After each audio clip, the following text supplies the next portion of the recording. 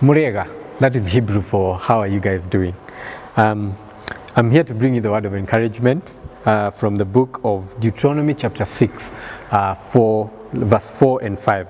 And I will read, "Hear, O Israel, hear, O church, hear, O powerhouse, the Lord is our God, the Lord is one. Love the Lord your God with all your heart, with all your soul, and with all your strength." I'll just read verse 4 again because it's such a powerful statement. The Lord is our God, and the Lord is one.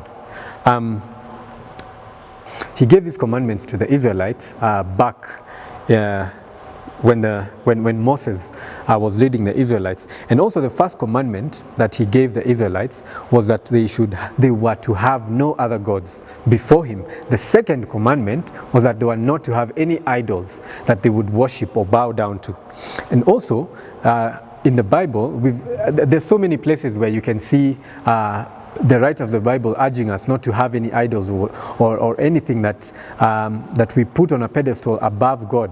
In 1 John chapter 5 verse 21, John urges his readers and he says, "Children, be careful not to have any idols." And what's an idol? You may be wondering. An idol is anything that takes the place of God in your heart.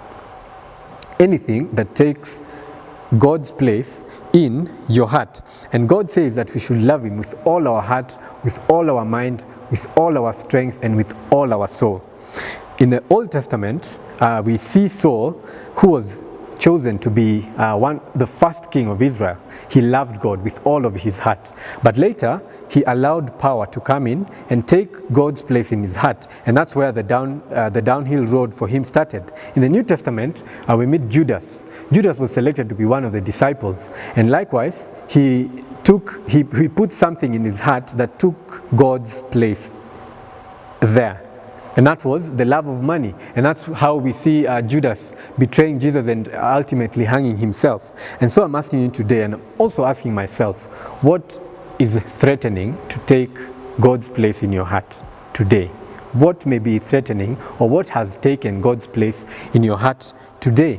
What is that thing that is giving you refreshment and joy and peace, that is giving you such a good feeling in your spirit, instead of God, in place of God's work doing that? It may be social media, it may be a good book, it may be a movie, it may be love, it may be a friendship, it also may be a relationship. And so we're being reminded today that not to have anything in our hearts that takes God's place there. The greatest commandment, Jesus recorded this in Matthew chapter 22 verse 37, when he was being challenged by the Pharisees. They asked him, "Teacher, what is the greatest commandment?" And he told them, "Love the Lord your God with all your mind, with all your heart, and with all your soul."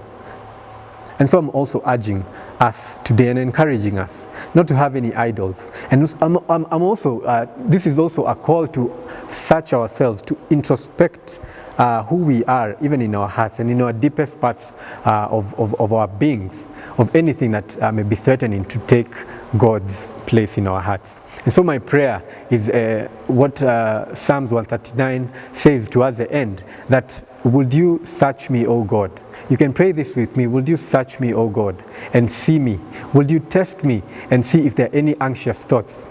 See if there is any offensive way in me, anything that is threatening to take God's place in my heart, and lead me in a way that is everlasting, in his paths of righteousness. And so I invite you to pray this prayer with me and invite God to take the number one place in your heart. Amen.